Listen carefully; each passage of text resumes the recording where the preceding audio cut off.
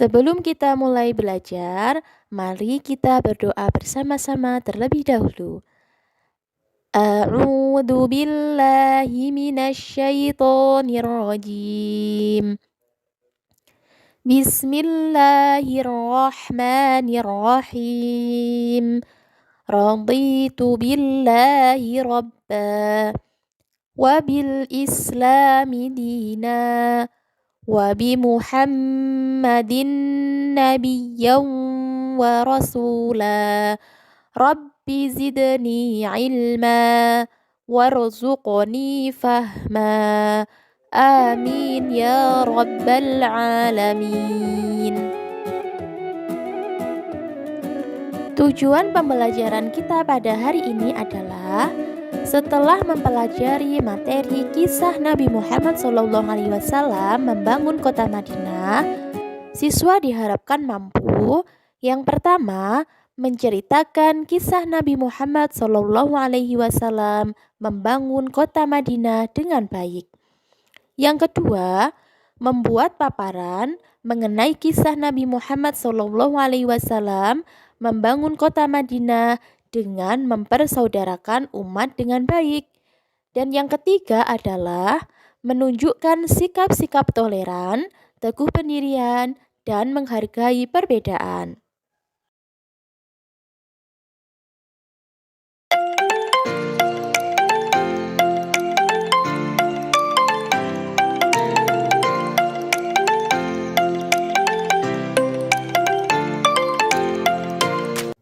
Setelah anak-anak mengetahui tujuan pembelajaran dan profil pelajar Pancasila yang akan kita kembangkan pada materi hari ini, coba sebelumnya anak-anak bisa nggak menebak gambar yang ditampilkan Bu Desi?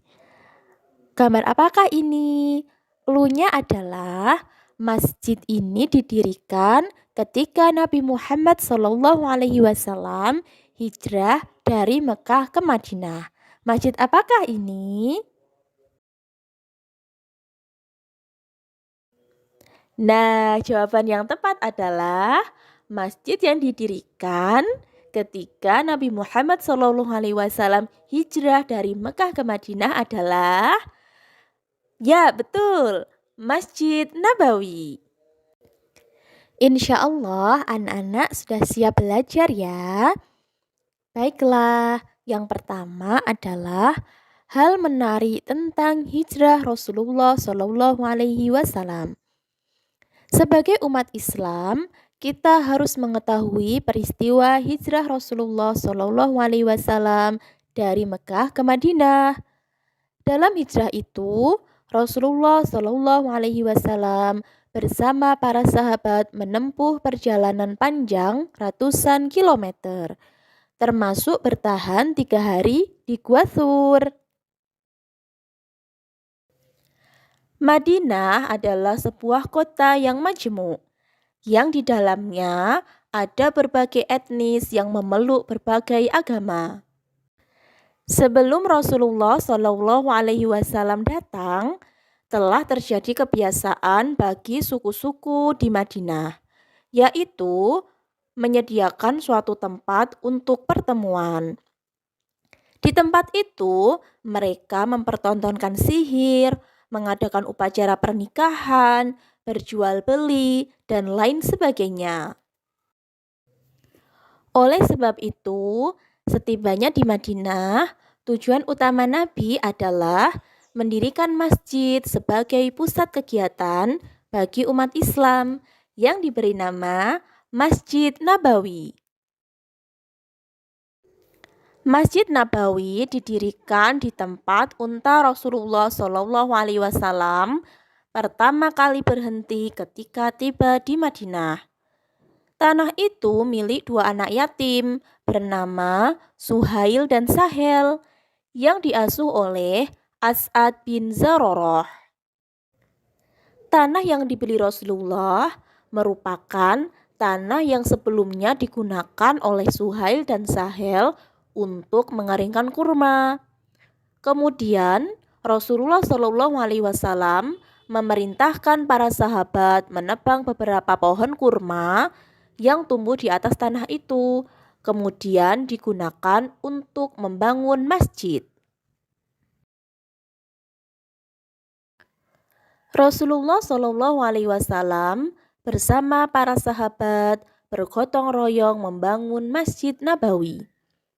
Pondasi masjid ini terbuat dari batu-batu keras, kemudian dindingnya dari batu bata yang terbuat dari tanah. Kemudian tiang-tiangnya terdiri atas beberapa batang kurma dan atapnya terbuat dari daun-daun kurma. Ada beberapa manfaat didirikannya Masjid Nabawi. Antara lain, Masjid Nabawi dijadikan sebagai tempat sholat, tempat bermusyawarah untuk menyelesaikan masalah umat, sebagai tempat latihan bela negara, dan sebagai tempat pengobatan kaum muslim. Sedangkan untuk serambi Masjid Nabawi digunakan sebagai tempat penampungan ahlu al-sufah. Mereka adalah sekelompok kaum fakir miskin yang tidak memiliki tempat tinggal. Di samping Masjid Nabawi dibangun rumah sederhana untuk Rasulullah. Rumah ini semula hanya memiliki satu kamar untuk istri Rasulullah, yaitu Saudah.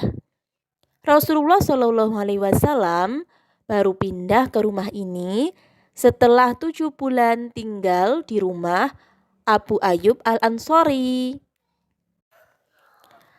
Alhamdulillah, materi hari ini sudah selesai. Insya Allah anak-anak semakin paham tentang kisah Nabi Muhammad membangun kota Madinah.